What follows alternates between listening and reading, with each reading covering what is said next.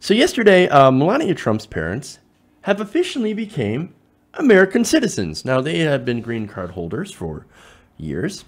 And I think that normally something like this should be celebrated. Hey, look, more American citizens, people that immigrated here to have a better shot, you know, a better chance in their lives and to do something better. Wonderful.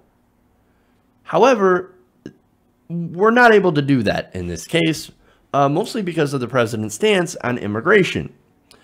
He is actually decidedly anti-immigrant, so there appears to be a case of hypocrisy here.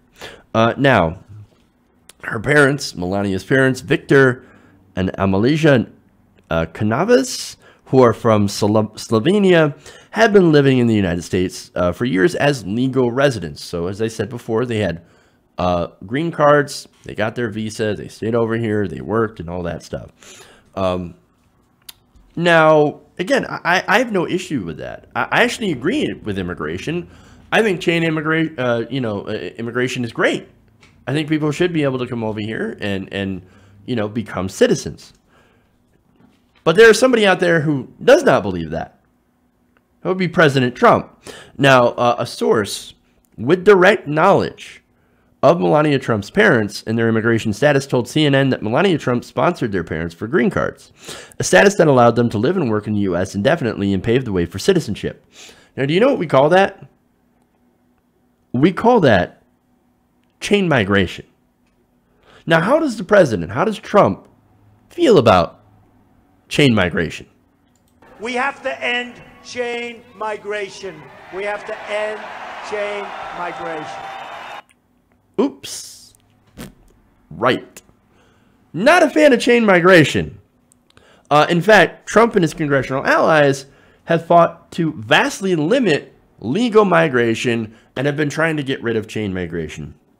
In fact, what they want to do is they want to limit sponsorship to spouses and minor children, including dropping the threshold for minor children from 28 to 18. So if Trump had his way, Melania's parents would not be allowed to become citizens in the country. Chain migration. Oh, you're going to have your grandparents. You're going to have your uncles. You're going to have your parents and your brothers and sisters coming in. We can't have that. We have to end chain migration. It is estimated by experts that if you do that, you could cut overall immigration to the United States by 40 to 50%. That's huge. But that's kind of their point. Earlier this week, it was reported that the White House was planning to release a plan to stop people from becoming citizens if they had ever used a government service. Now, that includes the ACA getting, a health insurance subsidy or even the earned income tax credit. But again, these are legal citizens that come over, they pay taxes, they work, they follow the law. That's everything the Republicans claim that people should do if they want to become a citizen. And here's the Trump administration saying, just kidding. We said that we would like people to come over and work and pay taxes and do all this stuff. Not if you're brown. Don't care. They are anti-immigration. It's what we kept trying to tell you over and over again. And there are people like that. No, don't believe it. They're not anti-immigrant. They're just anti-illegal immigration. We just want you to come in the legal way, the normal way, the fair way. Don't cut in line. They don't believe in that at all. No, they're anti-immigration unless, of course, it's their in-laws. Unless, of course, it's wealthy people. Look, we know the reason they crack down on people that use the ACA or the Earned Income Tax Credit. That's people who work. These are working class people, right?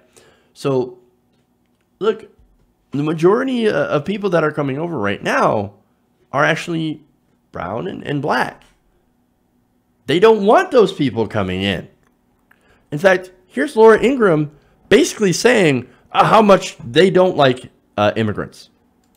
Because in some parts of the country, it does seem like the America that we know and love doesn't exist anymore. Massive demographic changes have been foisted upon the American people. And they're changes that none of us ever voted for and most of us don't like. From Virginia to California, we see stark examples of how radically, in some ways, the country has changed. Now, much of this is related to both illegal and, in some cases, legal immigration that, of course, progressives love.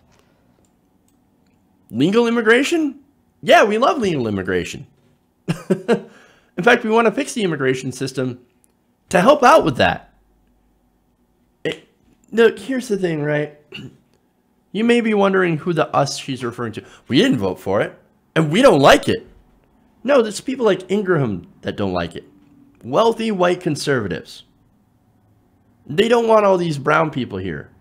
Because, look, I think the main reason is because they might vote for Democrats. Why? I don't want to make them citizens, because then we're going to lose their power. Demographic change, look, this is something they've known for a very long time. That the demographics are going to change, and that they only appeal to white racist people. That's the problem here. I mean, look, that's why they have nothing to sell but fear of the other. But in reality, they're losing their power, right?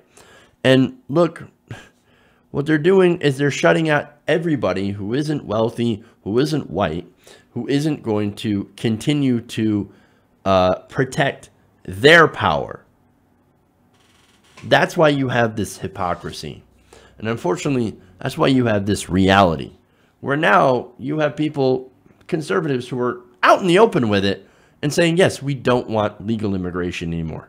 Hey, everybody, thanks for watching this video. If you want to see more like this, please hit the subscribe button below. And if you want to support truly independent progressive media, please consider becoming a patron at patreon.com/TYTNation.